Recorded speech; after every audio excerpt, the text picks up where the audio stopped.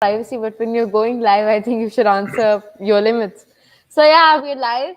Hello everybody. Hope all of you guys are doing well. I'm doing well, just so you guys know. So as usual, I'm taking a moment to make this public. Until that, so what you can do is that I'd love if you can share it out, and by just clicking on the share button and publicly posting it, it will be on your wall/timeline. And from there, what you can do is that your friends and family can see it. Yeah, that's what you can do, and have it on your page while it's also streaming on mine. Or you can just enjoy the interview right now and do that later. And how you can do that is that after we're done with the interview, this will appear as a normal post on my Facebook profile. And then you share it out the same way and start a watch party so that it's live kind of on your page. Get it? I mean, that's a fun thing to do. And I'm also live on YouTube, by the way. I don't get many YouTube people coming in, though I'd love some people to come in and comment, ask questions, weird questions at times, but try to be more relevant to the conversation. That's all I can suggest, honestly. Okay. I think we're good to go. I'm finally in the conversation and very, very present.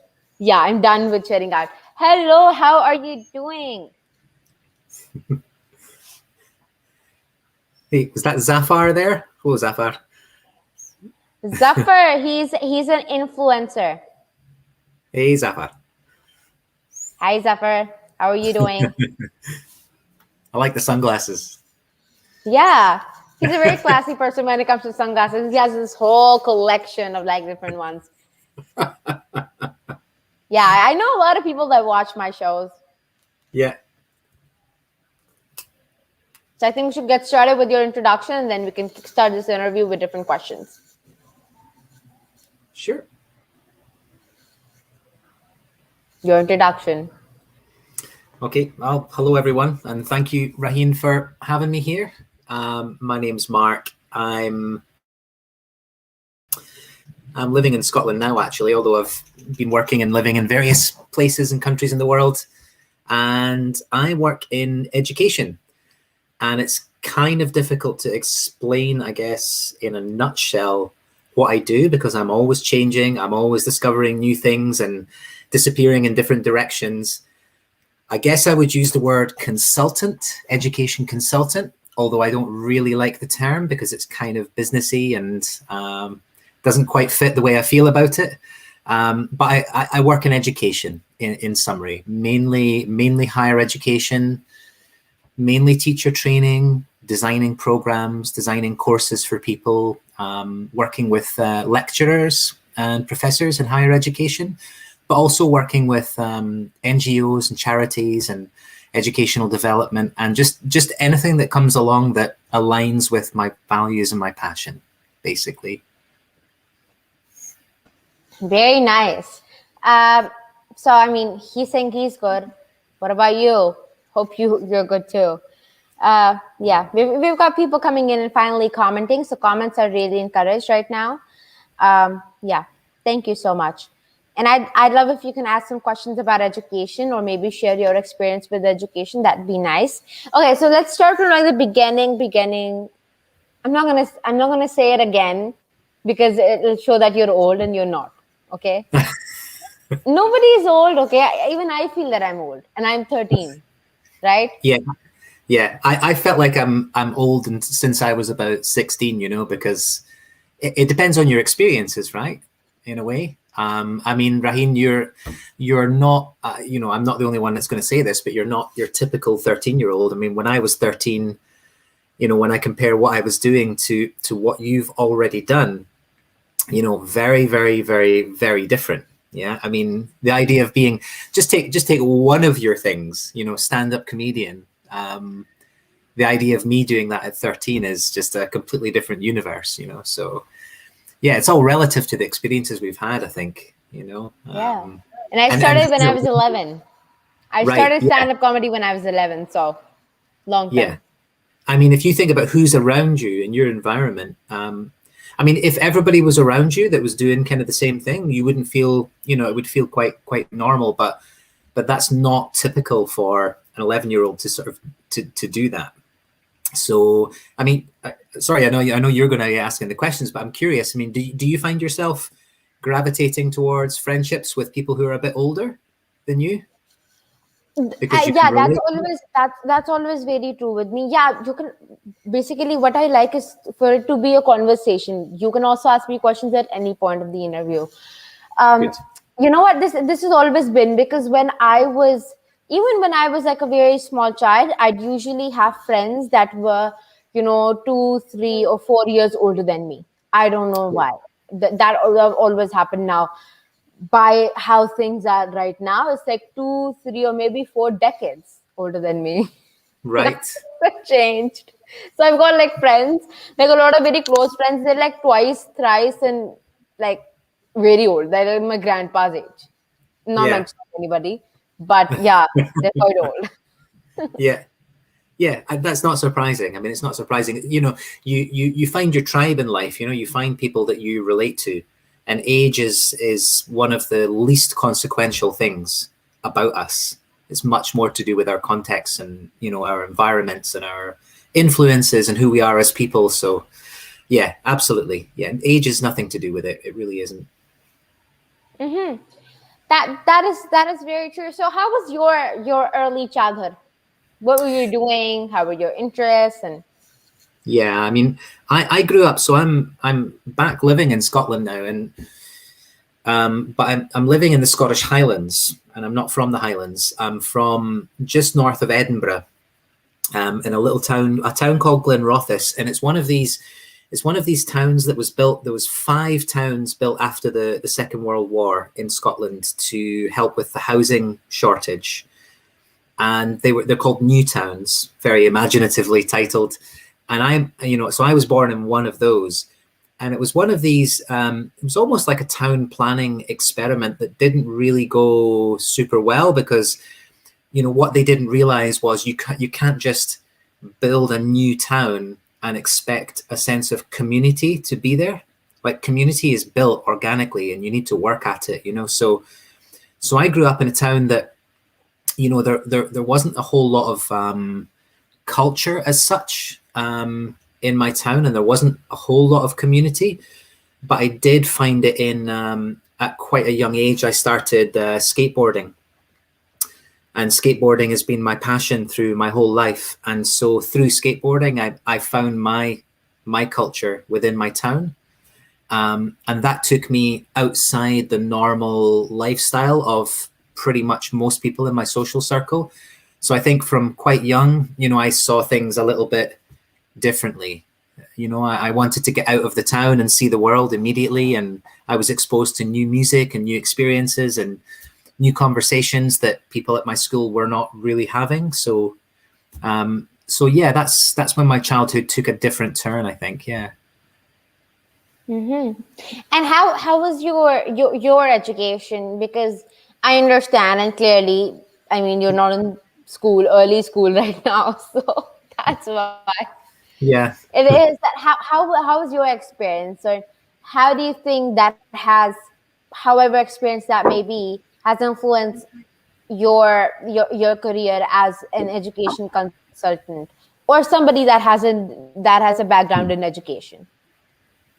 It's a really good question, and it's actually something I haven't really reflected much on how until quite recently. Actually, I've been thinking back a lot, because my education was quite typical, quite traditional Scottish education, where we're still very much in the same kind of system, although things have changed a lot. But it was about grades. It was to get specific grades to go to university, and we know that education, the way it is, favors certain types of people, can flourish in that environment. And I found I was actually lucky enough that I was able to, because mainly I was studying things like languages, and my dad spoke French and German, and taught me these languages from a younger age. So I was able to do quite well in school. But I saw so many of my friends kind of dropping out, or just not, they didn't want to be there. The environment was quite restrictive. But I can remember two two teachers that hugely influenced me. One of them, he's passed away now. His name was Mr. Cameron. He was my English teacher. And I was, at that point, I was kind of, I found school a bit boring. I was sitting at the teacher made me sit at the front of the class because I was always talking and messing around with friends. So he wanted to keep me where he could see me. And, I didn't really take it too seriously and all that. But then we read this book in English called Flowers for Algernon. It's a beautiful book. And he had the ability to get to connect you with the story and to really challenge you. And for the first time, I felt challenged. And I got so into this, and I wrote this essay about the book. And the teacher looked at the essay and he said to me, "I know who you are now. You can't pretend to be someone else. I know exactly who you are when I read this." And he moved me. He said, "Now you can sit wherever you want." And he just started to trust me. And it was a real turning point for me, and I was so inspired by his style of teaching. He used to walk in every day and he would teach us a new word every day by coming in and starting to tell us a story. And he would drop in the new words very cleverly until we were like, what does that word mean? And he would tell us, but we'd already have the context, and I never forgot those words. So that really inspired me, just seeing how a teacher could actually change the way you see yourself and actually be creative and challenge you. And, that really inspired me. Both him and my religious studies teacher, I'm not religious, but I did study religious studies at school. And all the conversations we had about Buddhism, for example, that we went long after the class finished. We were there talking about Buddhism and Hinduism and monotheistic religions and, philosophy. And those experiences made me think that I wanted more of education in my life, And I definitely think that those two teachers connected me to who I wanted to be as a teacher. Yeah, and it's very nice that you mentioned your teachers, and that is what I wanted to talk about initially as well, because I feel like I've asked many people about what their favorite and then their least favorite subject was in school. And the least favorite one, it is mostly, I wouldn't say always, but mostly because they didn't like the teacher, or their learning styles and the teachers, teaching styles didn't match. And that's the case with me as well. Till a certain point, I liked a subject when the teacher was with my learning style. My learning style may be different than others in the class. And that's where it's wrong, because at times the curriculum and the syllabus, all of that is based off of the so-called average of the class. And that is something that we can never figure out, because there might be one person that could be academically genius, but the other can be a genius in another sense. People have strong points and points where they could use more improvement. So what was your least favorite subject growing up? I tell you, it's interesting because, now when I work in education, I would prefer a system where we didn't have the concept of subjects. I think it's completely artificial. It's not the real world. Maths does not exist separate from physics and biology and English and these things. Learning is transversal. The strongest forms of learning are where we make connections. And so the worst kind of experiences for me in education were when I didn't understand the connections, and that was maths. And honestly, it's quite a typical thing to say, but I really enjoyed maths up to a point when we started to do more algebra. And, for me, letters were over here and numbers were here. And I don't understand why they're in the same equation here. And no one could really tell me. No one could connect it to my real life. When am I going to see this? What is the practical application? Nobody figured out, how do I get this person excited and inspired to learn? It was just like, you've got to do this. And actually the system then was that even though I went to university, I studied German literature and philosophy at university. And even though my subjects had nothing to do with maths, the rule was that you needed a certain level of maths to get into any course in university. And that made it even worse, because then you're talking about, external motivation, where they say this is the standard you've got to meet, and no one can explain why. So the only reason you've got to do something is because you have to. And that is not very good for motivation. So my whole experience in maths was just get through it, survive, get the minimum that you need. And actually I got the minimum, and they tried to make me do a further course in maths. And I went to the head teacher and I said, I know that technically I have to do this course, but I'm not going to. It's a waste of my time. And I understand that that might be difficult for you to accept, but I've got what I need. I never want to do maths again. And we agreed that I would attend maths class, but I was allowed to do other work in there. So I sat for a year at the back of my maths class and studied my German instead. So now that's a missed opportunity, because maybe if things had been different, maybe maths would have really interested me and excited me. In fact, now I look at maths and I think, wow, it's incredible. To be able to explain the universe in formulae, is incredibly interesting to me. But I just, I didn't get that opportunity to see it like that. Yeah. And it was, for the longest time, it was me and, science, especially biology. It just like runs over my head. That's how I am. It's like, oh my God, it's like I see cells and they try to explain it. And I'm like, no, what, just keep it away from me. But it was, I think, because of my learning style. It didn't match with the teacher. And that is what led to the problems that still exist now. And I'm like, why do I have to study this? I have the cells, my cells are working properly. That's enough. I know why. It just has that thing in me. But math is my favorite subject, so I couldn't relate to that one with you, because I know I just love it so much. Though I always, and people get annoyed. I mean, my teachers get annoyed of me because of that. And it's like, I even get teased in that. And it's like, why am I learning this? I ask this, like, why am I learning this? Question me, lady. Question me. Or man. Yeah. I mean, they have to question me. This is part of their job. They're preparing me for my professional life, for me to be able to learn one certain thing, but are making all of the basics. So I feel like they should be answerable. Now they would just stare at me and they're like, let's continue with our class. And very few times that they would have an answer, because they'd ask the head teacher and everything. They'd be like, the child is asking this, and now I'm asking this to you. Why are they learning it? Why am I teaching it?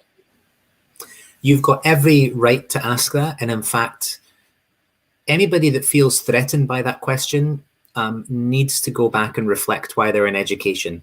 And I'm sorry if that sounds very strong, but our purpose in education is to simply guide people to be the best versions of themselves, in whatever it is that you feel that you want, whatever direction you want to take. Our job is to support, guide, to help you reflect, to find your way forward, to challenge you as well, to help you to make connections and see the next thing, and just to simply be there to, that's our job. So, I mean, it's perfectly reasonable. In fact, it's what everybody should be doing, is saying, you're going to need to explain to me why I'm doing this, because the most precious thing you will ever have is your time. And if you are giving your time to something, it's the one advice I would always give to everybody: be very conscious of where and how you give your time. It's something you'll never get back. And so if you're in that situation, you've got every right to say, can you justify why I'm here? And if they can't give you an answer, I don't know why they would expect that you would put in effort. I wouldn't. I didn't, in fact.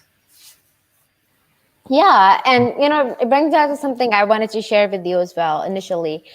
I asked that question in class. I'm like, why am I giving 8 hours of my time for all different sort of classes that are already planned for me? Nobody is answering the fact, why am I learning this? Then why am I spending my time? because now everybody in class, and this is something that happened like a month, a month ago, and nobody had an answer for that as well. Of course, duh, nobody Yeah. had an answer.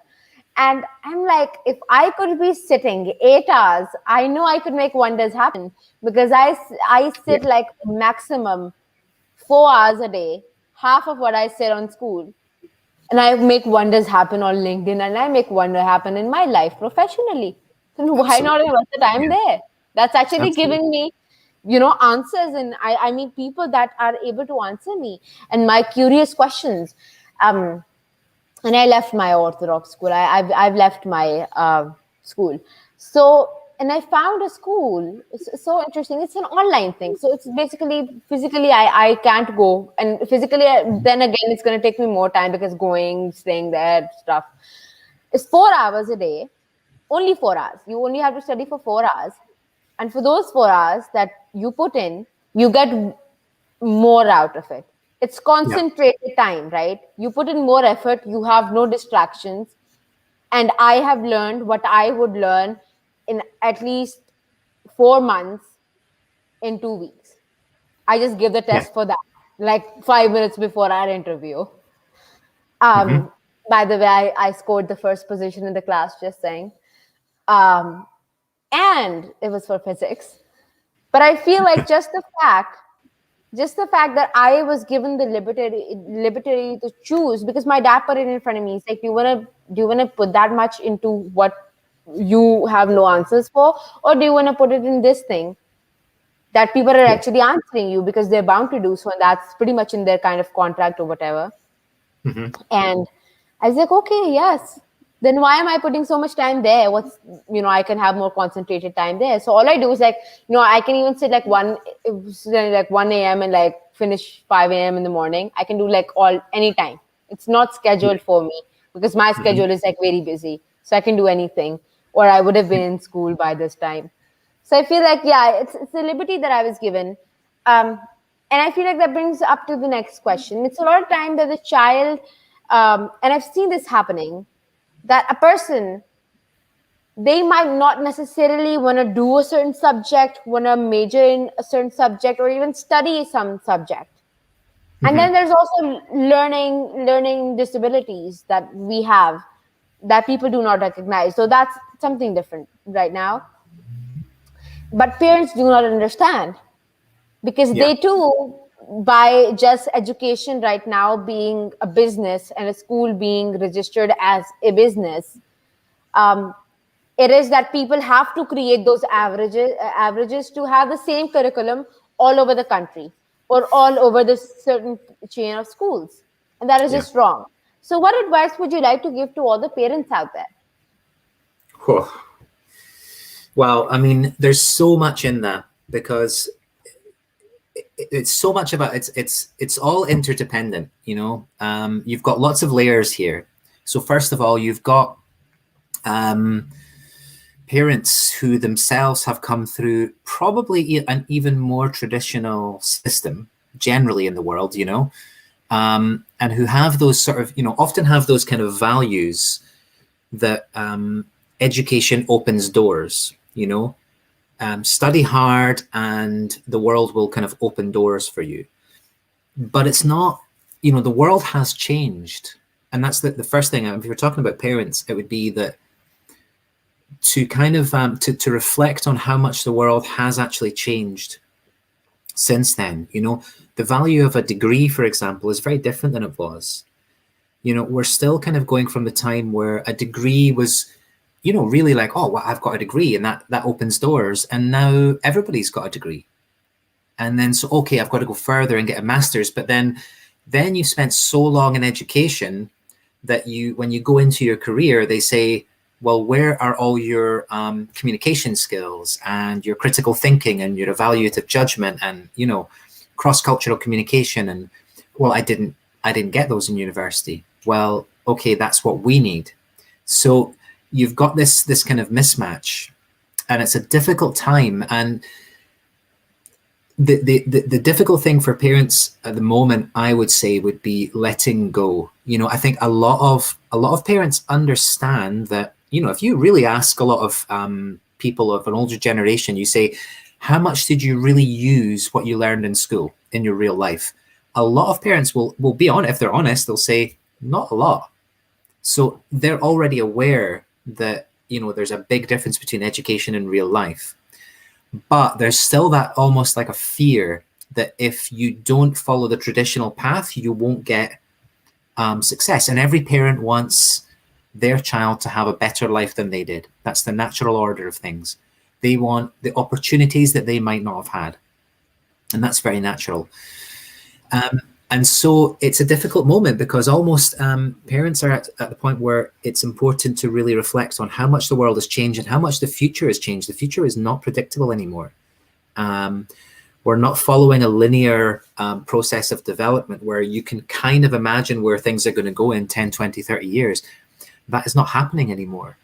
And so the important thing is for younger people to be in an environment where they can learn to pursue what sets a fire in them, because that's the only way to truly discover what your passion is and what your capacities are, where where you need to do more, where you're not interested, to really learn about yourself, because that's the way that you're going to be more ready for the future. So it's a difficult moment, but I definitely do think that, and a lot of parents are going down that route now where they're actually almost letting go, and it's scary, but they're kind of allowing their children to go to less traditional schools or less traditional systems, and to trust that, okay, maybe things are different, but it's really difficult for them, and I would have no judgment at all. Parents just want what they think is best for their children, but just, it's worth reflecting. It's worth opening up a little bit and having more discussions about how education really is these days and what the future is going to be like, and really being prepared to maybe change the mindset a little bit. Yeah, that is very true. And I feel like I've seen people in their 30s, 40s, and they still don't make their own decisions. Because at times the parents are not ready to let go. I'm not pointing at anybody in my family, just saying. All my family watches my interviews. They're like, were you trying to point at me when I asked my dad to do that? Yeah. Come on. It's like when you're obliged to say this. And it's just like, it's like the parents are not ready to let go. The children are not taught, the right skills. We just can't sit and expect that to be taught by the education system. I mean, I feel like some responsibilities, they just have to be done by the parents to be teaching decision making. I mean, my dad, a lot of my decisions I've made on my own, supported by my dad. He gives me like a perspective of the thing, what he thinks, right? He asks me what I think, and then we would both, with a very open-minded conversation, solve things out, put things in perspective. And I feel like those kind of things should be, because a lot of times it happens then you're not comfortable talking to your parents. You're not comfortable discussing something with your parents. And then you don't have that sense of your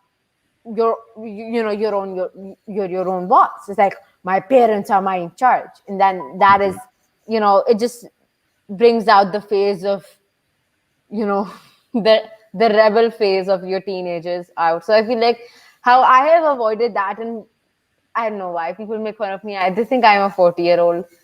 Even I feel that. It's like, I behave like one. I talk like one. I am one. Yeah. So, yeah. And even if I try convincing somebody I'm 40, they would be convinced. That's how grown up and mature this face looks. But that's not a bad thing. I mean, it's not a bad thing at all. I mean, you've taken the direction that you want to take. I mean, there's no right or wrong or good or bad. It's not about comparison with other people or anything like that. I mean, I'm like, thinking about what you've already done at the age you are, it's really exciting to think about what you might yet achieve. And actually, I think that the way that you are approaching life is what I would wish for everyone, to be honest, because, okay, I'm 43, right? And I'm still figuring myself out. And a lot of people my generation were like that, because, we weren't encouraged to reflect. We weren't encouraged to think about your passion, You went to the end of school, you went to like the careers advice, and they looked at your grades and then suggested something really kind of normal and routine and said, go and do that. And so, you drift through life. Like, I went to university and I studied German literature. Why? Because my grades were really good in German. That's the only reason. I got to the end of university with a degree in German literature and mental philosophy and suddenly went, oh no, there's no jobs. I mean, how am I going to get a job with this? That was really stupid, and completely just went on a different journey, did lots of different things, fell into teaching, traveled a lot, and what I was doing was I was looking for me. I was looking for what made sense to me. Now, if we are encouraged from a younger age, both through education and at home, because these two environments are super important, they reinforce each other. Imagine that we could actually figure that stuff out at your age, how different life would be. And I'm not saying that we would have everything sorted or that life would be easier or anything like that, but it would be more purposeful. It would definitely be more purposeful, and you will definitely be more connected to yourself. And that is when you've got no regrets. That's when all the decisions you make are good decisions, regardless of how they work out, because they're made listening to your inner voice. And you can't discover that if you're just kind of drifting through life, by the forces of whatever's around you, and just blindly going from one thing to the next. And there's a lot of people out there that are going through life like that and never stop to ask the question. Yeah, that is so true. Thank you so much for giving me my diva moment, like during what you were saying. I know I have one. Like I've seen, still as a child, I've seen so many magazine covers, and they're like, oh my God, Diva magazine and stuff. So I'm like, why not do this like a Diva moment during every interview? And I just had one this morning. I'm like, my God, he gave me a diva moment. So almost during all my interviews, except the ones that I'm not a very big fan of, I have my diva moment. Yeah, that always happens because people appreciate me and I like it. I'm not gonna lie. Do I get a diva moment too, or is it just for you? No, it's just for me. Joking. Okay. You can also get one. You can always have a diva moment, okay? You can screenshot and then stuff. And what I was trying to do was to make like a collage of all my diva moments, like me going wild during my interviews. It does happen. So Ghulam Dasta here has a question. How can we teach our children in terms of education, especially in our society?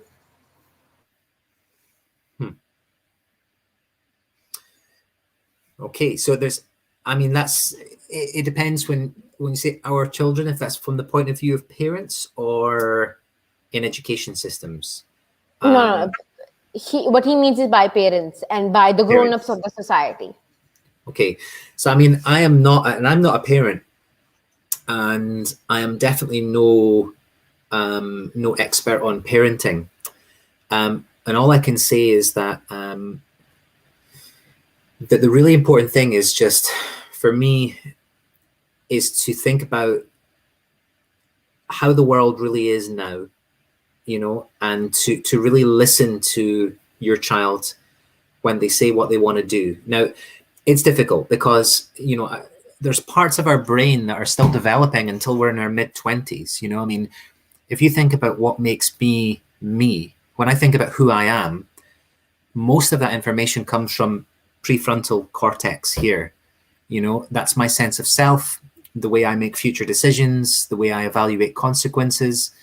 All of that doesn't develop until I'm in my mid-20s.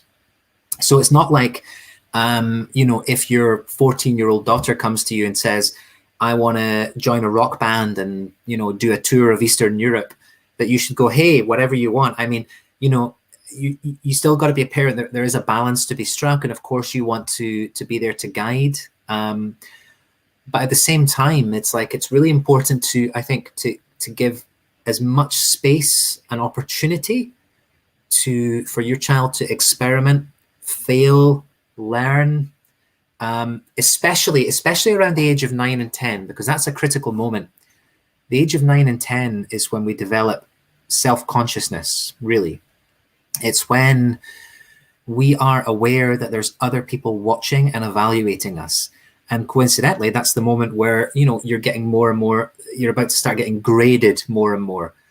So that's when we start forming judgments about ourselves that are often unkind, because, we try to do maths, for example, and we find it difficult, this particular exercise. And so we start to think that maybe I'm not innately good enough to do this. This is not my thing, or whatever. And we make judgments about ourselves for no reason other than actually what we need to do is to be supported to understand that learning comes through struggle and challenge. Our brains are the most active when they are struggling and being challenged. That is where the true learning really happens, And so we need to embrace the challenge. And if nobody is there supporting us to do that, the danger is that at that age, we're already starting to say, I'm not good at X and I'm better at Y, based on not very much. And the problem is that we keep telling ourselves that, and it reinforces it until it becomes, a belief. A belief is simply a thought that you've repeated a lot of times. That's all it is. And it becomes self-confirming. And suddenly you've got this idea of yourself as a person that is based on not very much. And people go through their whole lives thinking they're bad at something or they can't do certain things, So that's it. I think it's just to help your child to embrace experimentation, play, failure and reflection, and space to try lots of different things as well, to find out what is it that really sparks me, That's all I can say, without being a parent myself. Yeah. I mean, I've got some parents. I know, even now, I wonder, I'm like, how do my parents raise such a beauty? I mean, like, in all ways. Come on, I'm like a good child. It's your humility. It's your humility is your best quality. Yeah. Yeah. By the way, even my name means obedient in like some Persian or something, old Persian, I guess. So, I mean, they were smart parents. By naming me obedient, yeah, I automatically became one. So, I feel like, parents should like they should let go at certain times, like just the child figure it out. It's not that you just leave them and you don't do anything, but it's just like you have to slightly let go at some point.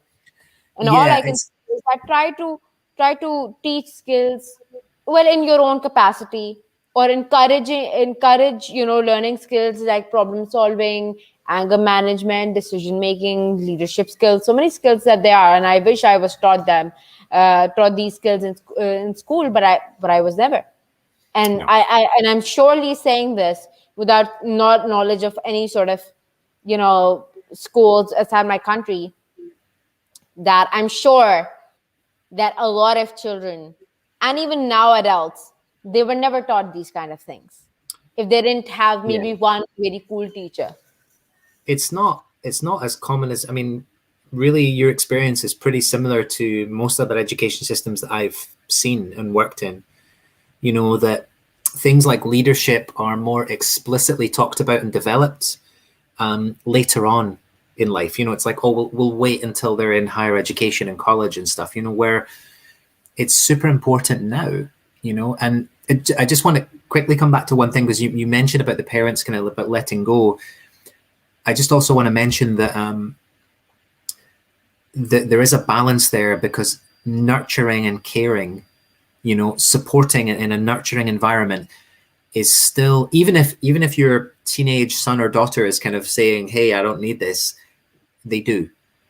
We are the most nurture dependent species on the planet. Our brain is social. We're social animals. Connection and a sense of belonging are so important to us. And you can tell there's actually a difference in the sort of shape and size of the brains of people who have not been nurtured and cared for, or supported as children. they have a very different path in life. And so it's important to kind of strike the balance. So it's not kind of completely letting go, as you say, but it's maintaining that sense of security and structure, but also, that I'm here, I'm around you, and I care, but trying to help support you to reflect on where you want to go as well. It's a difficult balance.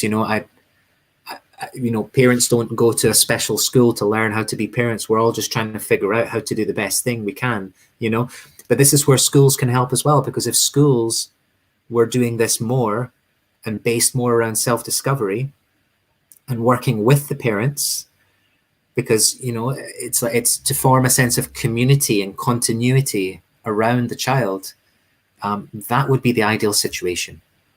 But we're not there yet. We're not there. Yeah. And that's exactly why I work on the love, care, and respect of children, and how that would lead us to world peace. Because you're so right.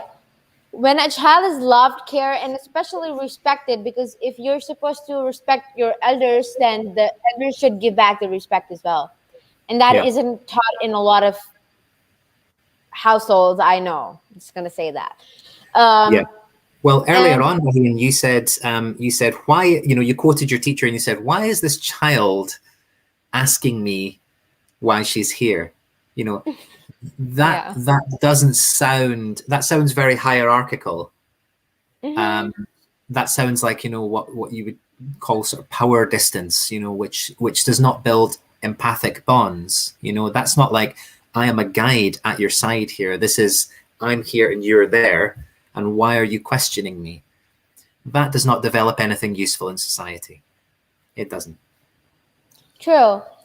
And I think that is the deal with that as well. It's like, people say that respect your elders, and I've heard that when I was a child, and I do respect my elders, do the best I can, but I feel like the respect should be given back.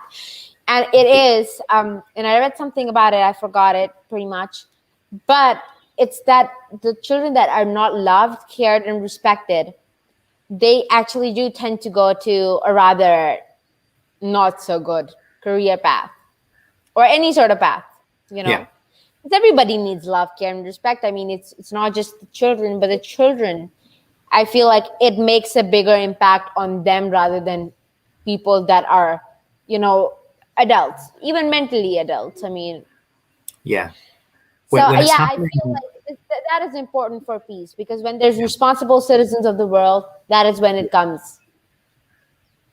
I love Raheen that you're connecting it to this, because people, I get the sense, I can almost see it in their expressions when you start talking about these connections, and they're like, oh, this is, it's too philosophical, it's too big. And it's like, these things are all connected.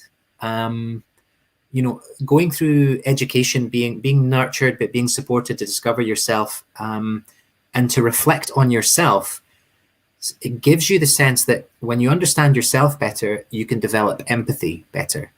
And empathy is the thing that will save us, It's almost like I know you work with sustainable development goals, and it's almost like a race just now. So you've got this kind of decline of, biodiversity and the natural world, but yet you've got this kind of incremental increase in empathy. Like, for example, suddenly we see an earthquake in Haiti, and everybody all over the world is helping and donating and stuff like that, as if because you can feel a bond with people who you've never been there, you've never met these people. That's starting to happen. But what humankind has never yet developed is the ability to truly empathize with the biosphere, with the planet, and with future generations. Our empathy, it's been extending from kind of blood bonds to family, to religion, to nation state, and it's growing, but it's still not, we're not able to empathize with, the generation that comes after you. And if we're not able to do that, then we're never going to truly be able to make the sacrifices that we need to do to save the planet, And I always come back to education. It begins with education. It begins with people being more self-aware, being aware of the impact of their actions on others and how they fit together, and a bit of humility as well, that we are not, we're not the masters of this planet. We have a responsibility, not a right. And that is a very different way of going, and it needs to begin now. Education needs to take that responsibility now. Yeah, that is very true. By the way, you mentioned the SDGs. You know, I have recently started working on the sustainability and the importance of leading a sustainable life. And that being incorporated in schools, and the SDGs incorporated in schools, because that's where they're going to learn about it. They're not just going to randomly search sustainability. Half the people that I know that are under the age of 16, they don't even know what the SDGs are, Yeah. let alone sustainability as its own concept. And I was so lucky that it was that my teacher, she had to teach a class about the SDGs, and she had to give this presentation. And I'm like, ma'am, can I teach that? So, and she also had a newborn baby girl. So she was also, an at-home mom, also like teaching and stuff. So I was like, you know what? You enjoy the period. You just sit there in class and I can teach that. And I just said it to her, and I'm like, oh my God, I already have a presentation. Can I go on? Because I'm the STG Youth Ambassador for the STG Academy. What else do you expect me to do? And I taught the class about the Sustainable Development Goals. And I did, by all points, I mentioned that this is the one that I'm working on. If somebody would like to join me, they can. If you would want to work on it independently, I can connect you to the right people. And there's actually quite a few people that did come up to me. I want to work on this SDG. Can you connect me with it? And I did. My job is to Fantastic. connect. The rest is their job. I can help with it, but I cannot do it for them. And that needs to be understood. So yeah, it was amazing that I taught that. Yeah, it was wonderful experience. It was, I think, a very few times. And then my teacher never said to me, I'm the teacher, you're the student. Yeah. Like, What okay. was your experience So of being in front of the class? How was it like for you being a teacher? Because you teach English as well, don't you? Is that right? Oh yeah, I teach English. Yeah. Yeah. So I mean, do you find that I'm curious about this, because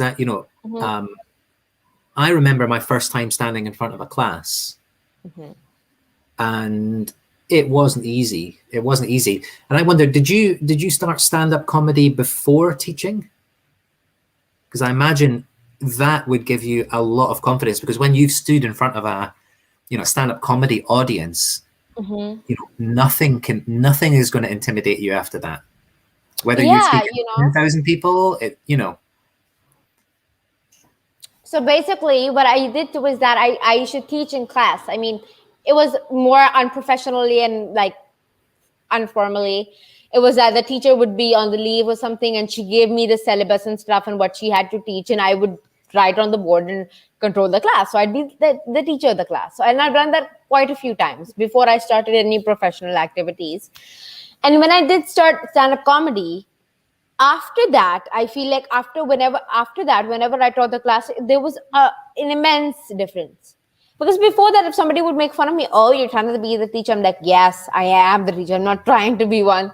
So I feel like that sense also came in. And I think after stand-up comedy, people just make fun of me. Honestly, I couldn't care less. Yeah. Because at times, yes, when they really just go over that bar, yes, it does hurt me. I'm not gonna lie, it does hurt me. But like normal things, oh my God, it doesn't hurt me. And it's because I've learned to laugh on myself and my stories, and I feel just the kind of stupid things that I can do, and that people forget that, because like how I'm sitting in a professional interview right now, I'm very professional, just the manner I carry myself. But when you see me at that's two home, diva I'm like, moments. That's two yeah, oh diva yeah, moments. Yeah. You're that only allowed one. See, you're so nice. You're the first interviewee of mine that just reminded me you've got two. Stop right there. Yeah, and I feel like I binge watch Netflix. I am messy around the house. When you see me, it's like, oh my God, this person. It's not that I'm another person, but I may have a different way of carrying me. So I feel like just the fact that I've learned to laugh on myself is amazing. And then I started online volunteer teaching. So I taught with Carla Richmond, and we've taught together people from 14 different countries, and we've taught hundreds of people. So there's a lot of people that would pour in different shows, would talk to them. It's not that we're trying to correct their grammar. We never do that. Only thing we correct is a he and a she, like the gender thing. If they call you a she, I'll be offended, you'll be offended, everybody would, right? So that's the only thing that we would correct. And the rest is just conversation that's happening. And so what I used to volunteer with Japanese and Singaporean young adults, and would talk to them in English, and they'd ask me questions because they were like very mesmerized, because they were all over the age of 16, and they were like, oh my God, it's like a 13-year-old in between of us and is doing so many things. So they'd ask me questions and I'd answer those questions, and we'll talk about films and movies and Netflix and so on. So I'd go wild. Yeah. So I feel like, I have learned a lot with teaching. And if unintentionally or subconsciously I teach anything to anybody, I don't mind it. It's interesting because teaching English, which is something that's how I got into teaching, was teaching English as a foreign language. I only started it because I wanted to travel. Like I wanted to travel, and I thought, what job can I do that allows me to travel all over the world? And and it was teaching English. So I went to Budapest, and I did a training course, and then started teaching, but very quickly loved it, and fell in love with it. And I taught English for many years, and it kind of led me into other things in education.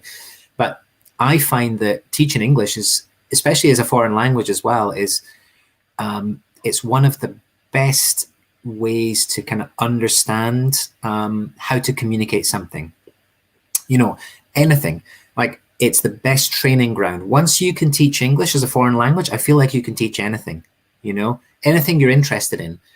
And actually, I mean, in Scotland, if you want to become like a high school teacher, they prioritize applications from people who have a teaching English as a foreign language background, because we learn all of these things, about getting ideas across to people in a second language. And you develop the most amazing strategies that you can then, so just explaining something, like especially English, which is not logical at all, trying to explain to somebody why phrasal verbs are important, in English, and, they don't exist in any other language, but you really need them.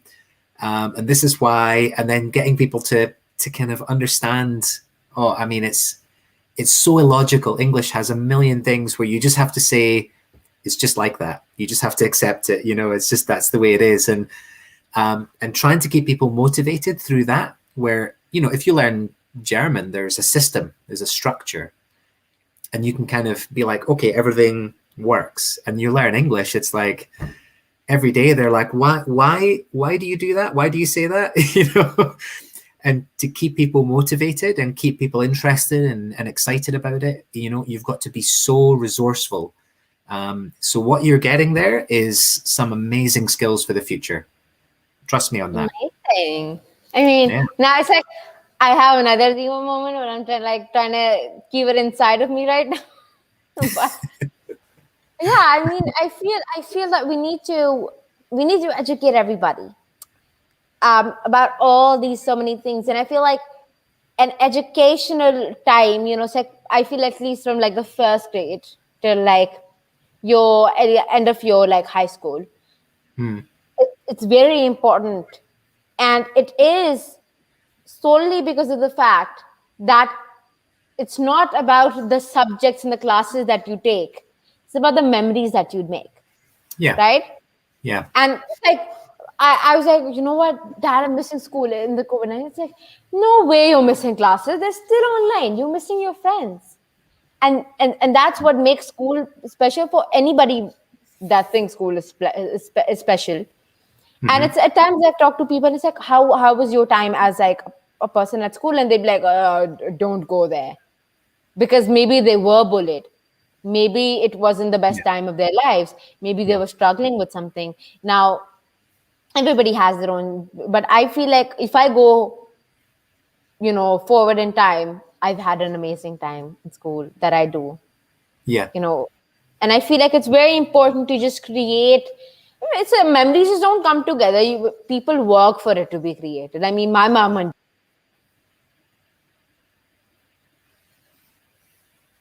with them. Oh, you disappeared. You're back. Oh yeah, I'm back. Yeah, I'm always back. Yeah. So you seem to So I feel create like memories. Yeah, I think Yeah. you're right, and I think that the one thing that we could apply to all of that is, and again, it comes back to one kind of skill that we should be supporting people to explore is reflection. Because I really get kind of frustrated when people say experience is the best teacher, and it's like it kind of is, but it kind of isn't, because you can have a million experiences and learn nothing. You can really learn nothing unless you reflect on those experiences. And reflection is kind of a skill that takes a bit of practice to get into. And whether it's journaling or, mindfulness, meditation, and whatever you want. But I think that's really important, because all of these experiences, they can be, traumatic or amazing or scary or whatever. You can have a million experiences in any stage of your life. But as long as you can reflect on them, what did I learn from this? Why did I feel like that in that situation? You can always grow from it. But if you don't reflect, then those experiences can start to dictate who you are or who you think you are. And that's a dangerous thing. So I think that, if we can help people to do that, it's funny because it's hard to talk to people about that and say, hey, look, I really think young people should be journaling in school, like all the time. They should be encouraged to reflect. They should be encouraged to sort through what their experiences were. It's not, people are not really doing that very much. And it's kind of seen as something abstract or, but it's super, super important to do, and then I think that, it really completes the experience of school when you can get to the end and say, okay, these are all the things that happened, but here's what the effect was on me. And I've processed it all, and now I'm ready to take the next step. And that's all you can really ask in life. You can't predict what's going to happen. So Yeah, that is so true. When you've just given us, what we needed, and that was a message from you to the audience. Thank you so much, everybody who watched. Thank you so much, everybody who did share out. If you didn't, what you can do is wait for the broadcast to end, share it out, and start a watch party. So it's live. So it seems that we're live, and do it if you like. And if you don't, I'm sorry. That's all I can say. I'd love some feedback, though. Nobody gives me the feedback. Give me a feedback, Is my lighting nice? Do I look sleepy? And by the way, do tell me if I look zoned out between of interviews, because I do zone out. Not gonna lie. See, I never lie. I don't lie. It is. And this is one of the very, important interviews that I'll remember. And I feel like this is one of the highlights of my life, though. That I never zoned out, and because you just kept me so much into the conversation, I couldn't think about I really anything enjoyed else. it. I genuinely enjoyed it, and I'd love to talk to you more as well. I feel like we only scratched the surface. I'm super curious about what it's like in Pakistan and in your education system and your experiences.